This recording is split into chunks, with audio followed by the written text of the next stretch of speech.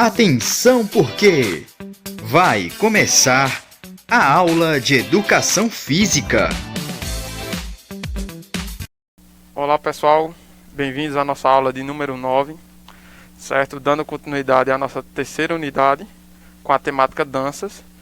Hoje veremos danças folclóricas. Nesta aula de Educação Física do 6º ao 9º ano IEJAS, trabalharemos danças folclóricas regionais, em expressional o maracatu. Também teremos o aé e o desafio. Na aula de hoje, os professores Sueverton, Neto e Pedro estarão à frente da aula. Bem pessoal, dando continuidade à aula anterior, dando um feedback rápido, onde a gente trouxe toda aquela parte, contexto histórico da dança e mais, até a questão da evolução, certo? Temos que dar também continuidade a alguns elementos da dança que são importantes, que vocês conheçam, para que possam levar esse conhecimento mais adiante. Bem pessoal, nesse slide, como vocês podem ver, temos os elementos da dança, onde segundo Laban, quem é Laban? Laban foi um especialista, certo? Coreógrafo, entre outras funções que ele exerceu.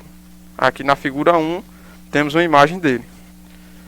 Laban relatou que a dança possui alguns elementos estruturantes, como o movimento corporal, espaço e tempo, certo? E nesse primeiro momento vamos trazer os movimentos corporais. O primeiro movimento que ele relata é a quinesfera, onde é tudo que podemos alcançar com todas as partes do corpo, perto ou longe, grande ou pequeno, com movimentos rápidos ou lentos. Na figura 1 tem um exemplo do modelo que ele montou. Outro movimento corporal que ele relata é o fluxo. Esse fluxo é a qualidade de um movimento, que refere-se à tensão muscular. Esse fluxo pode ser livre, uma movimentação sem interrupções, ou um movimento livre sem pausa, ou seja, aquele movimento contínuo. E também tem aquele fluxo conduzido ou controlado, que é um movimento que exige um controle maior da tensão muscular. Por exemplo, escrever um texto com a caneta em um papel. Claro que vai exercer ali um controle para que você possa fazer o que você almeja. O fluxo interrompido é o máximo dessa tensão muscular, para que se faça uma interrupção imediata do movimento, ou seja, movimentos bruscos, que exigem uma rápida pausa. Por exemplo, escovar os dentes. Você está ali bruscamente, rápido, para e vai. Outro movimento corporal importante na dança são os giros. O giro vai depender do estilo de dança. Por exemplo, se é balé, street dance, contemporâneo. Isso vai depender da dança, certo? E também temos os saltos. Podem ser feitos em eixos verticais e horizontais. Na figura 3 temos um exemplo, aí como vocês podem ver, de um salto.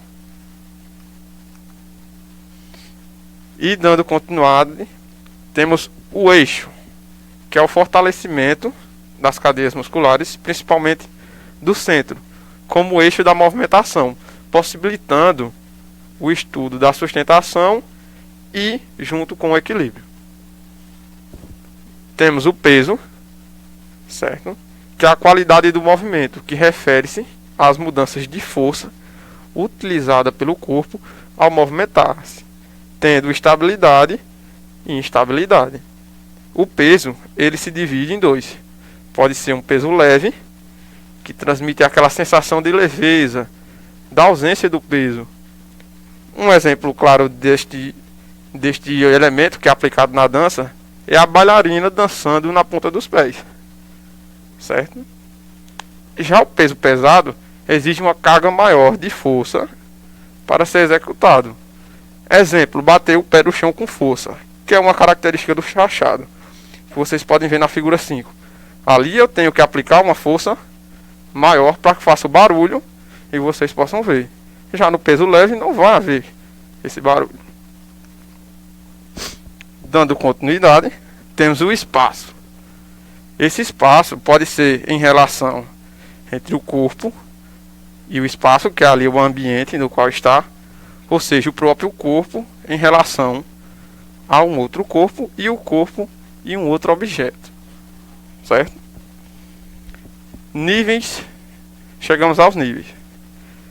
Em relação à altura, certo? Essa dança ela pode ser praticada ao nível alto, médio ou baixo. Também podemos definir como planos. De modo geral, são movimentos possíveis do corpo, utilizando os espaços acima da cabeça. Então eu estou no plano alto. Na altura da cintura, ali o plano médio. E abaixo dela vão ser considerados movimentos no plano baixo. Temos também o conceito de dimensão, que é outro elemento da dança. Segundo Laban, nada mais são do que os planos de mesa. Por exemplo, a largura daquele movimento, o plano de porta, que é a altura desse movimento, e o plano de roda, que é a questão frente e a questão trás. Temos também a questão da direção, que é a trajetória que está ali no espaço, ou seja, de onde o movimento vai iniciar e de onde ele vai seguir e terminar.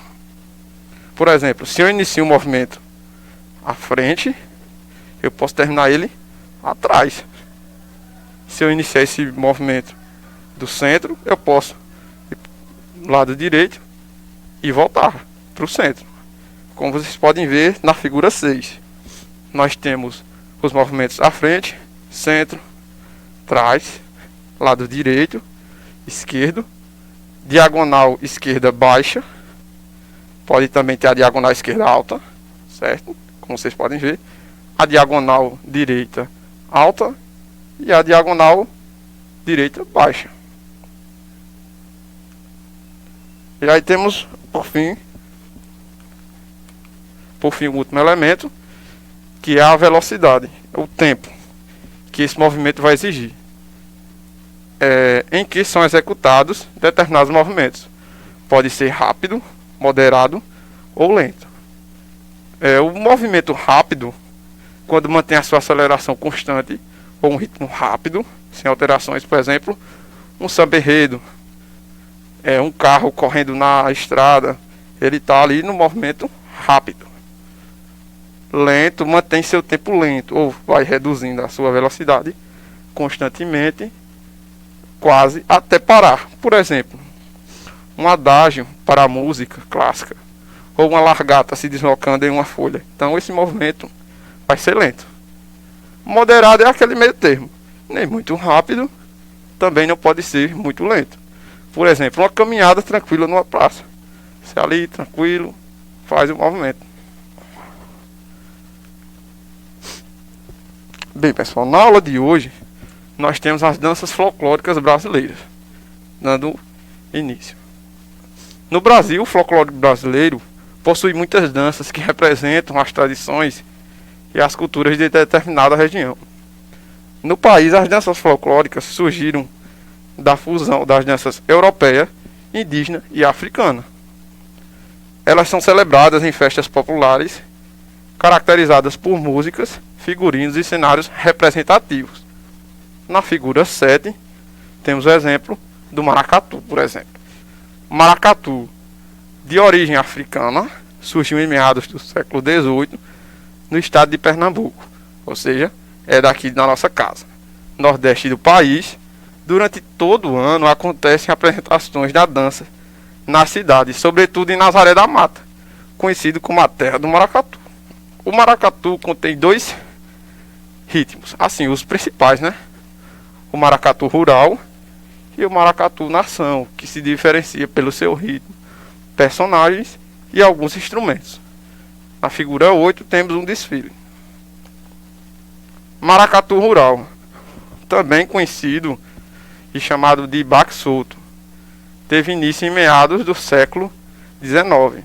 A dança é mais influente no município de Nazaré da Mata, que se relata onde foi que surgiu ali, situada na zona da Mata de Pernambuco. O ritmo foi desenvolvido por agricultores e atualmente homenageia a luta dos trabalhadores rurais. Há cerca de 100 grupos que se preparam o ano todo para apresentar o maracatu durante o carnaval. Entre eles tem alguns personagens mais famosos, que são o caboclo de lança, bastante representado nos desfiles, e vocês podem ver na figura 9. Maracatu Nação. Chegamos ao outro exemplo de maracatu bastante conhecido. O Maracatu Nação, assim como o rural, teve início também em Pernambuco.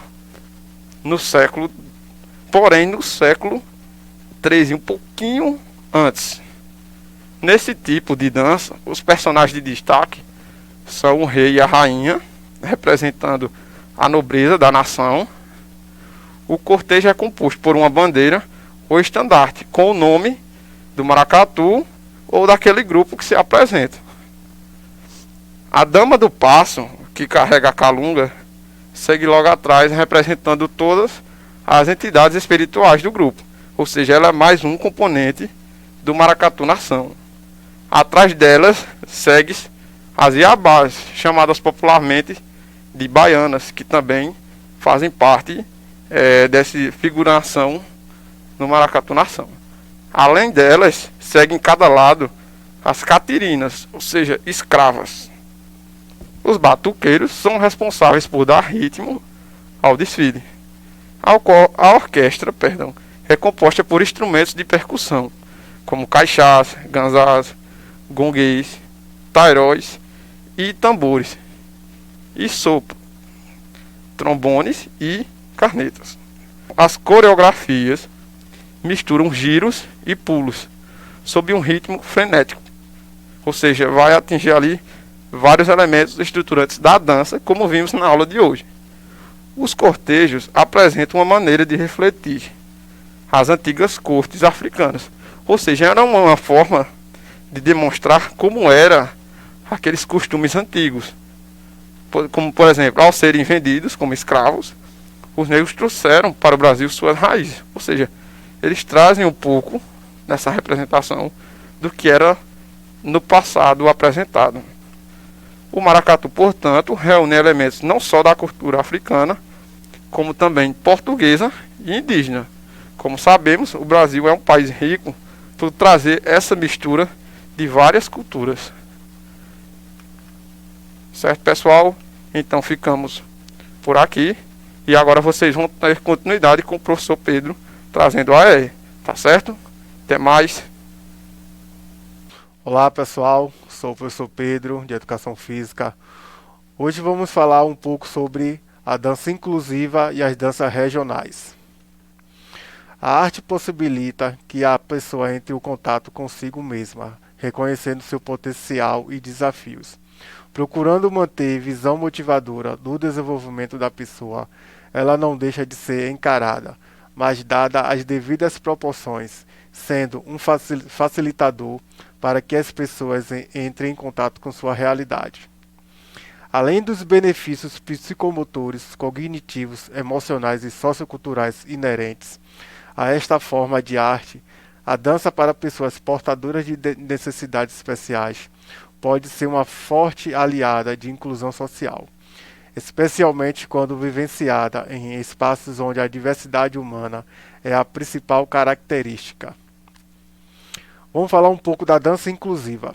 A dança inclusiva surgiu para oferecer a convivência do grupo, promovendo uma constante reavaliação de valores, crenças e atitudes pessoais e sociais em relação à deficiência, às semelhanças e diferenças humanas.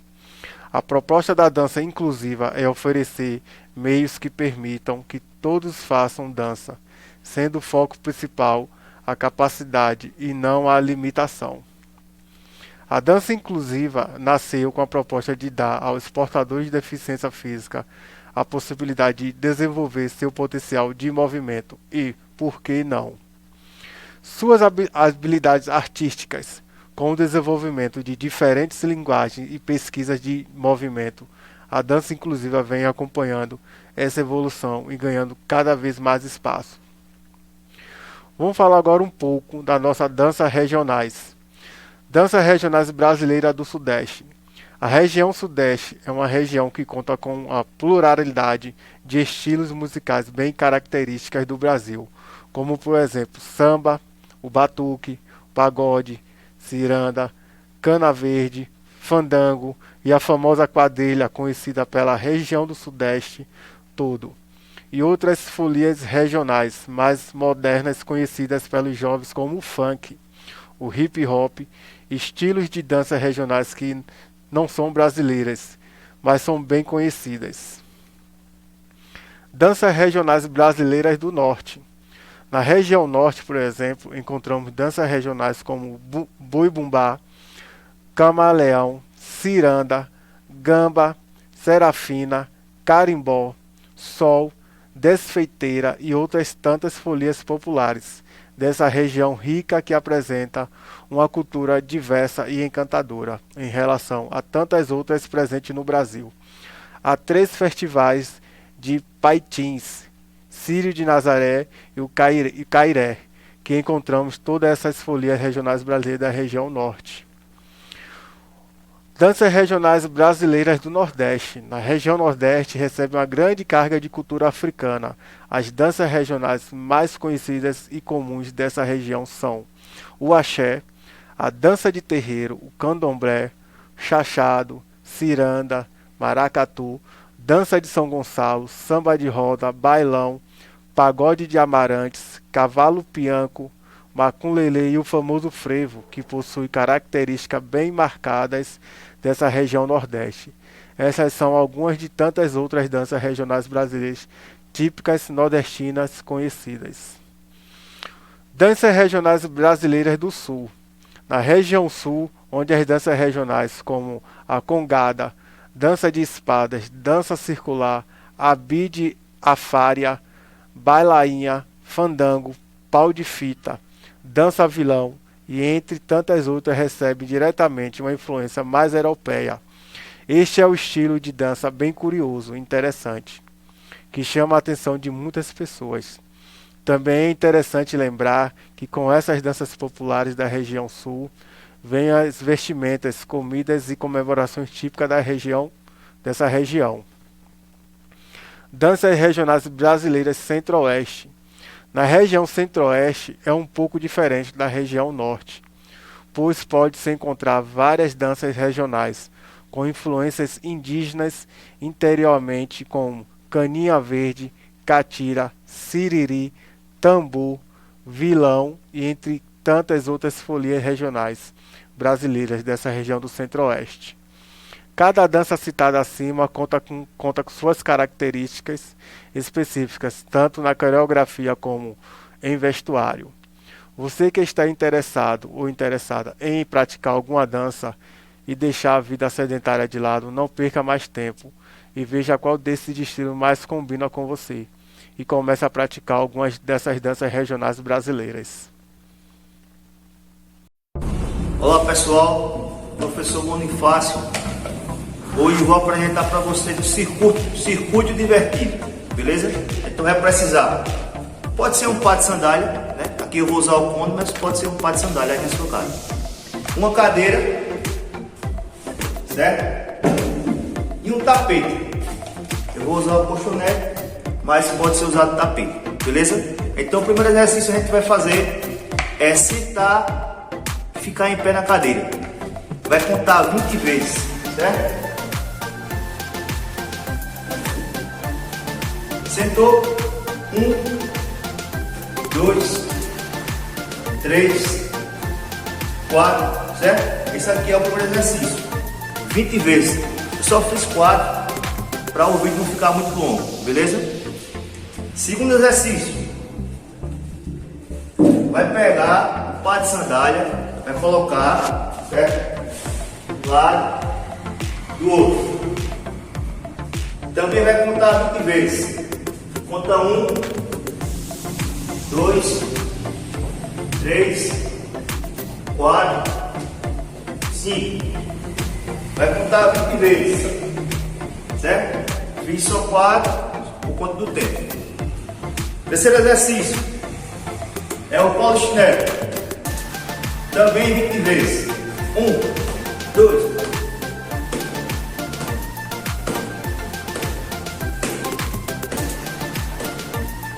beleza? 20 vezes. Quarto exercício, a gente vai simular pular corda. Então, ó, é a corda invisível. Conta também 20 vezes.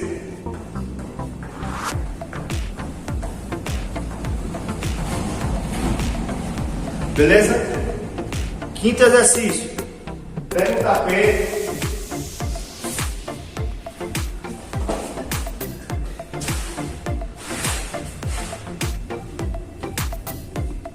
Esse a gente deve fazer só 10 vezes, beleza? Como é? Senta. Bota a mão no tapete, certo? Vai lá atrás. Desce. Quem conseguir tocar, tô. Beleza?